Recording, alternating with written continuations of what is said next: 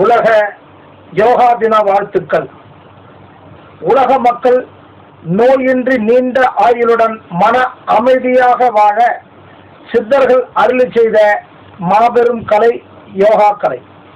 அந்த கலையை உலக அரங்கில் பறைசாற்றி யோகாவின் முக்கியத்துவத்தை உலகமே பின்பற்ற செய்து இன்று உலக யோகா தினத்தை உலகிற்கு அளித்த இந்தியாவின் 2ஆம் விவேகானந்தர் மாண்புமிகு பாரத பிரதமர் திரு நரேந்திர மோடிஜியே அவர்களை சித்தர்கள் நல்லாசியுடன் கொல்லிமலை சித்தர் ஞானபிதா டாக்டர் சவுந்தரராஜ சுவாமிகள் வாழ்த்துகிறேன். வானமும் வையகமும் உள்ளவரை. இன்று உங்களால் உருவாக்கப்பட்ட உலக யோகா தினம் எதிர்காலத்தில் உலக சமாதான நாளாக உருவாக எனது மனப்பூர்வமான இதயம் கலந்த வாழ்த்துக்கள். மதங்கள் பலவானாலும் இறைவன் ஒருவனே, மனித இனங்கள் பலவானாலும் ஆன்மா ஒன்றே.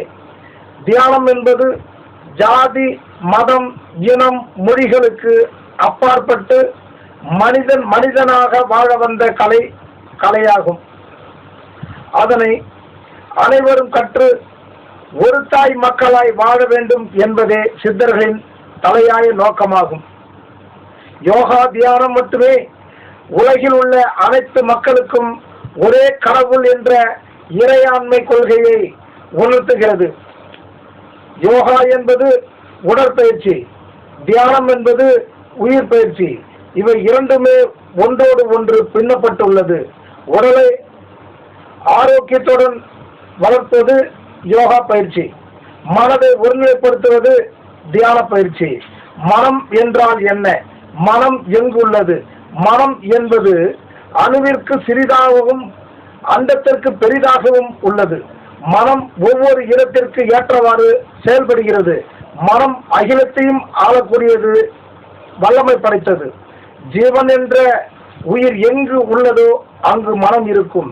ஜீவன் என்ற உயிர் எங்கு இல்லையோ அங்கு மனம் இருக்காது. நம்மில் இயங்கும் இருதயத்தை இயக்குவதும் மனம்தான். அப்படிப்பட்ட மனதை அடக்கி ஆள்வதுதான் யோகா மற்றும் தியான பயிற்சியாகும். விதைத்தவன் உறங்கினாலும் விதைகள் உறங்குவதில்லை. நாம் உறங்கினாலும் நம் ஆன்மா உறங்குவதில்லை. எல்லோரிடத்திலும் அன்பை செலுத்துங்கள், கவலையின்றி வாழலாம். தன்னை அறிந்தவன் இந்த உலகத்தை அறிவான். இவ்விரண்டையும் அறிந்தவன் இறைவனை அடைவான். அந்த இறைவனை அடைய ஒவ்வொரு மனிதரும் யோகா தியானம் செய்யுங்கள். உலக மக்கள் அனைவரும் ஒன்று சேர்ந்து அன்போடு வாழ்வோம்.